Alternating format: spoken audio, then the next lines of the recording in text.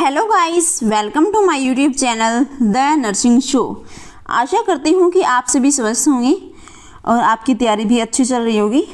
तो दोस्तों, आज का हमारा टॉपिक है विटामिन से रिलेटेड मोस्ट इंपॉर्टेंट ऐसे क्वेश्चंस जो एएनएम और जीएनएम नर्सिंग के लिए इंपॉर्टेंट है ही, साथ में ही जो एनएचएम की भर्ती है उसके लिए भी बहुत ज़्यादा इम्पॉर्टेंट है।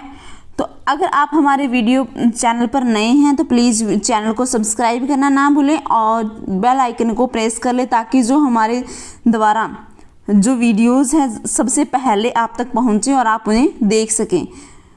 और अगर हमारा वीडियो पसंद आए तो प्लीज़ वीडियो को लाइक करें और चैनल को सब्सक्राइब करें और वीडियो को शेयर करना भी ना भूलें। आइए दोस्तों, वीडियो स्टार्ट करते हैं। हमारा फर्स्ट क्वेश्चन, निम्न में से वसा में घुलनशील विटामिन यानी फैट सॉल्युबल विटामिन कौन सा नहीं है? A option vitamin A, vitamin P, vitamin के, विटामिन ई। तो हमारा राइट आंसर इसमें रहेगा विटामिन पी, यानी विटामिन पी है जो क्या है, फैट सॉल्युबल विटामिन नहीं है। ये कौन सा है? वाटर सॉल्युबल विटामिन है। अगर आपसे क्वेश्चन ऐसा पूछा जाए कि विटामिन पी वाटर सॉल्युबल है या फैट सॉल्युबल है, तो ये क्या है? वाटर सॉल्युबल विटामिन में गिना जाता है। ये जो विटामिन ए, के और ई है, ये क्या है? ये विटामिन्स है वो क्या है? फैट सॉल्युबल विटामिन्स हैं। अगर बात की जाए कि जो विटामिन पी है, हमारा राइट आंसर इसमें बी है। लेकिन अगर बात की जाए कि विटामिन पी उसका रासायनिक नाम क्या है, उसका रासायनिक नाम भी अक्सर एग्जाम में पूछा गया है। इसका रासायनिक नाम है बायोफ्लेविनोइड। बायोफ्लेविनोइड इसका क्या है? रासायनिक नाम है। आप इसे अलग से नोट कर ले, बहुत ज़्यादा इंपॉर्टेंट है। अक्सर एग्जाम में पूछा जाता है कि बायोफ्लेविनोइड या विटामिन पी का रासायनिक नाम क्या है, तो आपको आंसर देना है कि इसका नाम क्या है? बायोफ्लेविनोइड इसका क्या है? विटामिन पी का रासायनिक नाम है। बात की जाए कि विटामिन पी की डेफिशिएंसी यानी अगर कमी है तो उसकी कमी से होने वाले डिजीज़ कौन से हैं? कमी की वजह से अगर किसी पर्सन में इसकी विटामिन पी की कमी हो जाए तो उसमें ब्लीडिंग होने के चांसेस रहते हैं। उसको अर्ली फैटीग आती है, यानी उसको अर्ली जो थकान है वो फील होती है। साथ में ही डिप्रेशन की समस्या भी इंक्रीज होती है। आपसे क्वेश्चन ऐसे पूछा जाए कि विटामिन की डेफिशिएंसी के कारण होने वाले डिजीज़ कौन से हैं, तो इसका फर्स्ट जो डिजीज़ है, deficiency cause disease, bleeding, fatigue and depression, 3 types के इसमें जो 3 टाइप के डेफिशिएंसी डिजीज़ है वो इसमें देखने को मिलते हैं।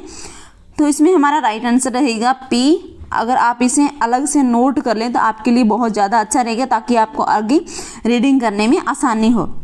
हमारा नेक्स्ट क्वेश्चन, निम्नलिखित में से कौन सा लक्षण या सिम्टम विटामिन ए की कमी का प्रारंभिक लक्षण है? बहुत ज़्यादा इंपॉर्टेंट, अक्सर एग्जाम में पूछा गया है। एएनएम और जीएनएम दोनों ही एग्जाम में पूछा गया है क्वेश्चंस है, बहुत ज़्यादा इंपॉर्टेंट। आप इस पर 5 स्टार कर सकते हैं। A option keratomalacia, B option conjunctival xerosis, C option night blindness, D option corneal xerosis. तो हमारा इसमें राइट आंसर क्या रहेगा? राइट आंसर रहेगा सी, नाइट ब्लाइंडनेस। इसको नाइट ब्लाइंडनेस को निक्टोप्लेजिया के नाम से भी जाना जाता है। निक्टोप्लेजिया के नाम से भी जाना जाता है। इससे जो डेफिशिएंसी के कारण रोग ये क्या हो जाता है, इसका प्रारंभिक लक्षण कौन सा है? नाइट ब्लाइंडनेस है। इसमें क्या होता है दोस्तों? इसमें होता है कि जो पर्सन है जिसमें विटामिन ए की कमी हो जाती है, डेफिशिएंसी हो जाती है, उसको रात में दिखाई नहीं देता है, नाइट में, तो इसे नाइट ब्लाइंडनेस के नाम से जाना जाता है। राइट आंसर रहेगा सी। अगर बात की जाए, आपसे क्वेश्चन ऐसे पूछा जाए कि जो फर्स्ट क्लिनिकल साइन के बारे में बात की जाए, ये भी क्वेश्चंस बहुत ज़्यादा इंपॉर्टेंट है। साइन की बात कर रहे हैं या सिम्टम की बात नहीं करें, साइन की बात कर रहे हैं। साइन की बात की जाए तो फर्स्ट साइन रहेगा कंजक्टाइवल जीरोसिस। आपसे क्वेश्चंस ऐसे भी पूछा जा सकता है कि निम्नलिखित में से कौन सा लक्ष्य जो साइन है यानी चिन्ह है विटामिन ए की कमी का प्रारंभिक चिन्ह है, तो हमारा राइट आंसर इसमें कंजक्टाइवल जीरोसिस रहेगा। आप क्वेश्चंस आराम से देखें कि मैं क्या बोल रही हूँ, उसके द्वारा आप उसकी सोच के उसको सुन के आप अच्छे से नोट करें ताकि आपको कन्फ्यूज़न ना हो। तो हमारा इसमें राइट आंसर सी रहने वाला है। सिम्टम हमारा नाइट ब्लाइंडनेस है फर्स्ट। अगर बात की जाए कि फर्स्ट साइन कौन सा है, तो फर्स्ट साइन है कंजक्टाइवल जीरोसिस। हमारा नेक्स्ट क्वेश्चन, इन्फेंट में किस विटामिन की अधिकता के कारण हाइपर बिलिरुबिनीमिया देखने को मिलता है? A option vitamin A, B option vitamin D, C option vitamin K, D option C option vitamin C और डी ऑप्शन विटामिन के। तो हमारा इसमें राइट आंसर रहेगा विटामिन के की अधिकता के कारण जो बेबी है, इन्फेंट है, उसमें हाइपर बिलिरुबिनिया देखने को मिलता है। अगर इसकी कमी हो जाए तो कौन सा डिजीज देखने को मिलता है, क्या हो जाता है? हेमरेज यानी ब्लीडिंग देखने को मिलती है। हेमरेज या ब्लीडिंग देखने को मिलती है। आपसे क्वेश्चंस जहाँ पे अधिकता के कारण पूछा गया है वहाँ पे डेफिशिएंसी के कारण भी पूछा जा सकता है, तो आप इसे दोनों को ही अलग से नोट कर लीजिए। अगर आपसे क्वेश्चंस ऐसे पूछा जाए कि विटामिन के का रासायनिक नाम क्या है, रासायनिक नाम है इसका फाइलोक्विनोन। इसका क्या है? रासायनिक नाम है। बहुत ज़्यादा इंपॉर्टेंट, अक्सर पूछा जाता है कि विटामिन के का रासायनिक नाम क्या है, वो है फाइलोक्विनोन। विटामिन जो के है उसका रासायनिक नाम है। अगर इन्फेंट में अधिकता के कारण हाइपरबिलिरुबिनीमिया हो जाता है और कमी के कारण हेमरेज यानी ब्लीडिंग हो जाता है। अगर एडल्ट में बात की जाए कि एडल्ट में इसकी ओवरडोज दे दी जाए तो उसको वॉमिटिंग की शिकायत हो रहने की संभावना रहती है। वॉमिटिंग की शिकायत हो सकती है। तो हमारा नेक्स्ट क्वेश्चन, हैबिचुअल अबॉर्शन निम्न में से किस विटामिन की कमी के कारण होता है? हैबिचुअल अबॉर्शन क्या होता है कि बार बार होने वाला एबॉर्शन है, उसे क्या बोला जाता है? हैबिचुअल एबॉर्शन बोला जाता है। तो हमारा इसमें ए ऑप्शन क्या है? Vitamin A, vitamin E, vitamin C, vitamin D. तो कौन से विटामिन की डेफिशिएंसी के कारण हैबिचुअल अबॉर्शन जो फीमेल है उसमें देखने को मिलता है? हमारा इसमें राइट आंसर रहेगा ई। राइट आंसर हमारा बी रहेगा। विटामिन ए की कमी के कारण देखने को मिलता है हैबिचुअल अबॉर्शन। इसका नाम क्या है? रासायनिक नाम अक्सर पूछा जाता है। रासायनिक नाम है टोकोफेरोल इसका रासायनिक नाम है। आप इसे नोट कर लें, बहुत ज़्यादा इंपॉर्टेंट है। रासायनिक नाम जितने भी मैं आपको बताती हूँ, कोई भी विटामिन है उसका अगर रासायनिक नाम मैं आपको क्वेश्चंस में बता रही हूँ तो आप इसे अलग से नोट जरूर कर लीजिए। जरूरी नहीं है कि आपसे डेफिशिएंसी के बारे में पूछा जाए कि विटामिन की डेफिशिएंसी से कौन सा रोग होता है, अधिकता से कौन सा रोग होता है या फंक्शन क्या है, लेकिन इसके जो रासायनिक नाम है वो भी अक्सर एग्जाम में बहुत बार पूछे गए हैं। तो हमारा इसमें राइट आंसर रहेगा ए। अगर बात की जाए कि इसकी डेली रिक्वायरमेंट यानी डेली कितना लेना चाहिए, रिक्वायरमेंट कितनी होती है एडल्ट में, तो रिक्वायरमेंट जो ICAR है उसके अनुसार रिक्वायरमेंट क्या है? 15 इंटरनेशनल यूनिट, 15 इंटरनेशनल यूनिट पर डेली इसका जो रिक्वायरमेंट है वो ICAR के द्वारा बताई गई है। ICAR के द्वारा बताई गई है। हमारा नेक्स्ट क्वेश्चन, लैक्टोफ्लेविन निम्न में से किस विटामिन का रासायनिक नाम है? आपको कंफ्यूज नहीं होना है। इसमें A option vitamin A, B option vitamin B1, C option vitamin B2, D option vitamin D3। तो हमारा इसमें राइट आंसर क्या है? विटामिन B2 हमारा राइट आंसर है। लैक्टोफ्लेविन किसे बोला जाता है? विटामिन B2 को बोला जाता है। साथ ही इसका अदर नेम भी है। कई जो बच्चे हैं, जो दोस्त हैं, वो ऐसे बोलेंगे कि मैडम जो लैक्टोफ्लेविन है उसको वो विटामिन B2 का रासायनिक नाम नहीं है, इसका तो अदर नेम होता है। हाँ, उसका अदर नेम होता है, लेकिन इसे लैक्टोफ्लेविन के नाम से भी जाना जाता है। इसका अदर नेम क्या है? राइबोफ्लेविन क्या है? इसका अदर नेम है। अक्सर आपको एग्जाम में ये पूछा जाता है, लेकिन इसका नाम ये भी है, इलेक्ट्रोफ्लेविन बी विटामिन 2 को ही बोला जाता है। अगर डेली रिक्वायरमेंट की बात करें कि डेली रिक्वायरमेंट कितनी होती है, जो विटामिन B2 है उसकी डेली रिक्वायरमेंट होती है 0.6 mg/1000 kcal, यानी किलो कैलोरी पर, जो किलो कैलोरी ले रहे हैं, अगर 1000 किलो कैलोरी ले रहे हैं तो विटामिन जो B2 है उसकी रिक्वायरमेंट होती है 0.6 mg, यानी माइक्रोग्राम इसकी क्या होती है, रिक्वायरमेंट होती है डेली। हमारा नेक्स्ट क्वेश्चन क्या है, पेरीफेरल न्यूरोपैथी से, पेरीफेरल न्यूरोपैथी से पेरीफेरल न्यूरोपैथी से ग्रस्त मां द्वारा अपने बच्चे को स्तनपान करवाने से कौन से रोग की होने की संभावना रहती है। पेरीफेरल न्यूरोपैथी ये क्या है, मदर में होने वाला डिजीज़ है, अडल्ट मदर है उसमें होने वाला क्या है, डिजीज़ है। ये किसकी कमी के कारण होता है, विटामिन B1 यानी थायामीन बोला जाता है। विटामिन B1 को रासायनिक नाम क्या है, थायामीन। अक्सर एग्जाम में पूछा जाता है, आप इसे नोट कर ले दोस्तों। थायामीन किसका नाम है, विटामिन B का नाम है। उसकी कमी से माँ में कौन सा डिजीज़ हो जाता है, पेरीफेरल न्यूरोपैथी। अगर अब आपसे क्वेश्चन से ऐसे पूछा जाए कि विटामिन B जो पेरीफेरल न्यूरोपैथी है वो किसकी जो डेफिशिएंसी है उसके कारण होने वाला डिजीज़ है, तो वो क्या है, विटामिन B1 या थायामीन की कमी से होने वाला, जो डेफिशिएंसी से होने वाला डिजीज़ है।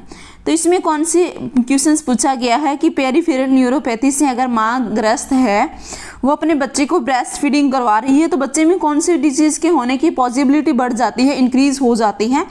A option beriberi, B option infantile beriberi, C option scurvy, D option night blindness. तो हमारा इसमें राइट आंसर कौन सा रहेगा, इन्फेंटाइल बेरीबेरी हमारा राइट आंसर रहेगा, बी हमारा राइट आंसर रहेगा।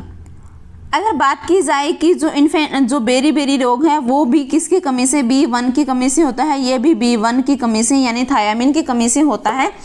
और स्कर्वी है वो C की कमी से होता है, और जो लाइट ब्लाइंडनेस है वो A की कमी से होता है।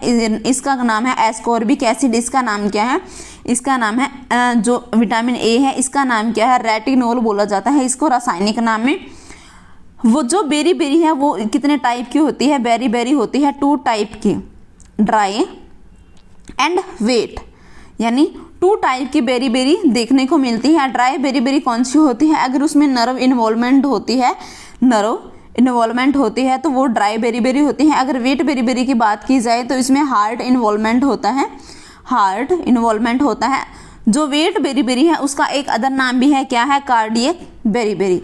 आपसे क्वेश्चन से ऐसे पूछा जाए कि कार्डियक बेरीबेरी किसका अदर नेम है, तो आपको ऑप्शन में दे देगी कि beriberi, dry beriberi, wet beriberi या इन्फेंटाइल बेरीबेरी। तो हमारा राइट आंसर रहेगा कि जो वेट बेरीबेरी है उसको क्या बोला जाता है, कार्डियक बेरीबेरी के नाम से भी बोला जाता है। हमारा इसमें राइट आंसर रहने वाला है, बी हमारा राइट आंसर रहने वाला। मैं जितने भी क्वेश्चंस आपको बताती हूँ दोस्तों, आप उसको अलग से एक टॉपिक को अलग से नोट करें, क्योंकि मेरे द्वारा जो ये इसमें जो भी क्वेश्चंस मैं आपको बता रही हूँ वो हर एक क्वेश्चंस बहुत ज़्यादा इंपॉर्टेंट है, बहुत ज़्यादा मायने रखता है। कोई भी क्वेश्चंस अगर पूछा जा रहा है तो उसका रासायनिक नाम पता होना चाहिए, उसके फंक्शंस, डेफिशिएंसी, अधिकता के कारण रोग जो भी हो रहे हैं, तो ओवरडोज, कम डोज के कारण बहुत ज़्यादा क्वेश्चंस ऐसे पूछे जाते हैं, आप इसे अलग से नोट करें।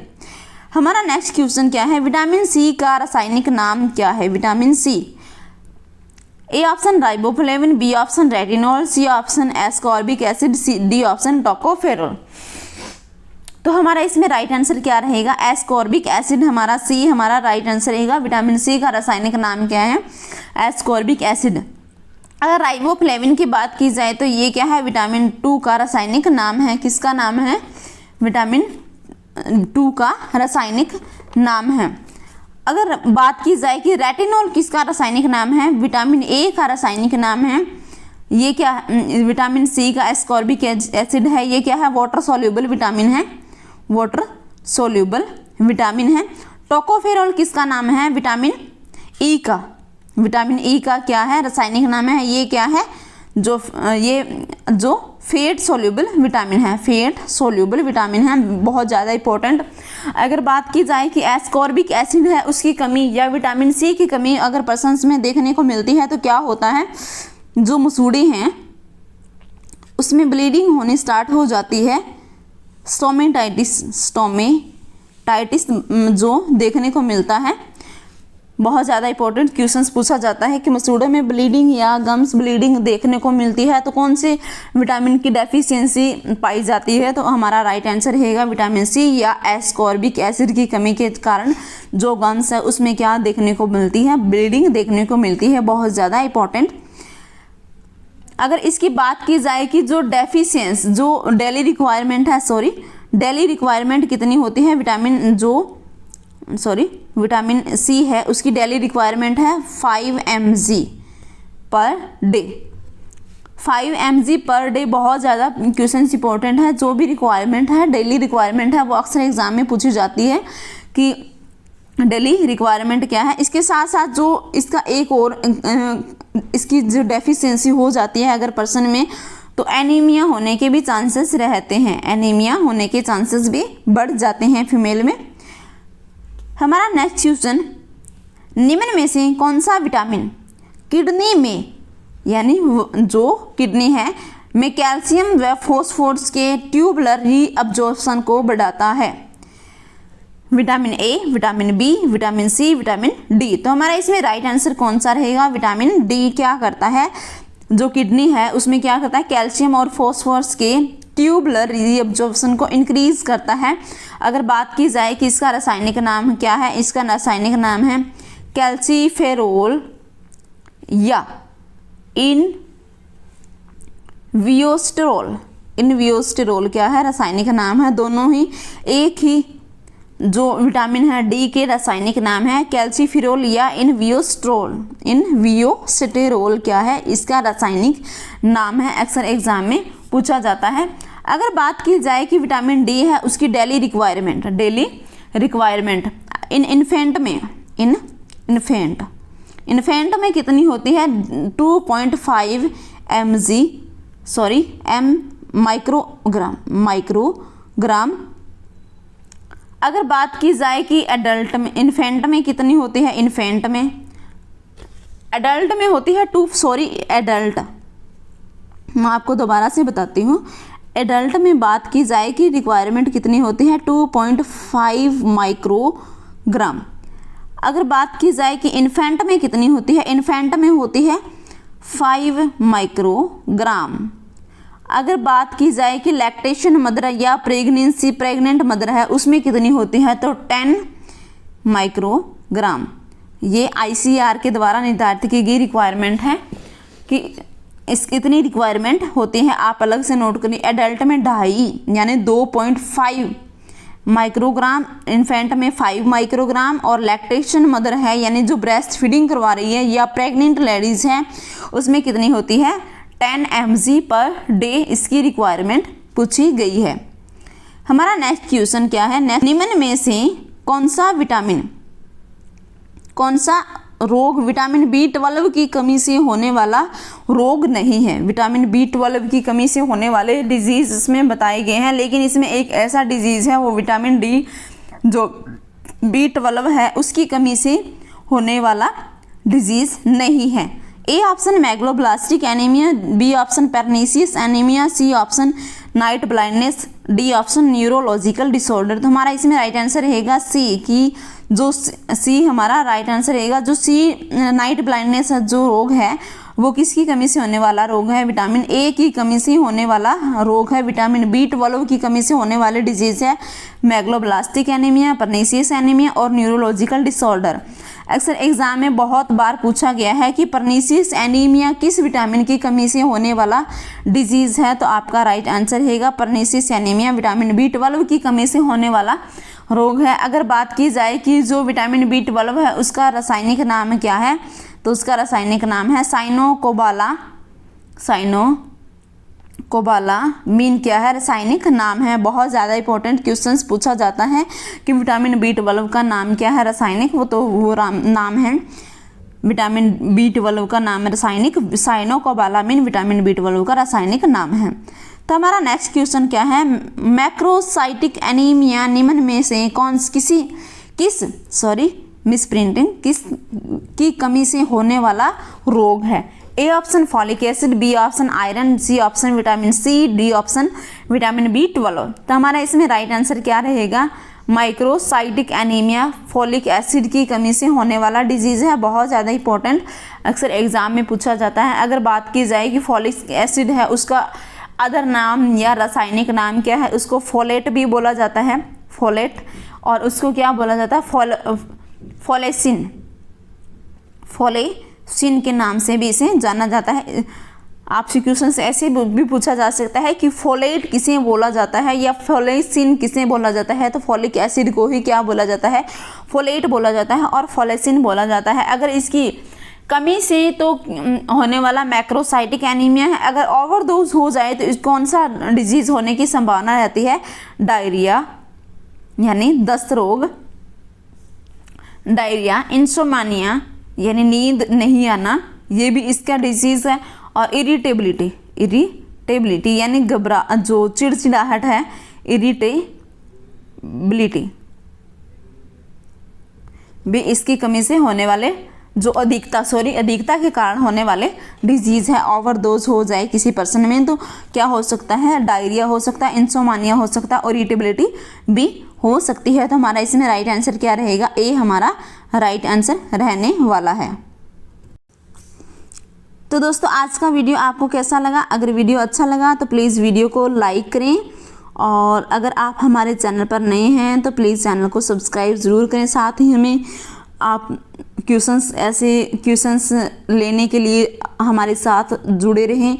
और एक और आपसे छोटी सी आशा है कि अगर आप हमारे चैनल पर नए हैं तो प्लीज़ चैनल को सब्सक्राइब करना ना भूलें, और आप हमें कमेंट में ये भी बताएं कि आपके इन क्वेश्चंस में से कितने राइट और कितने रॉन्ग हैं। आप हमें कमेंट में ज़रूर बताएं। साथ ही आपको ये क्लास कैसी लगी हमें कमेंट में ज़रूर बताएं। Thank you.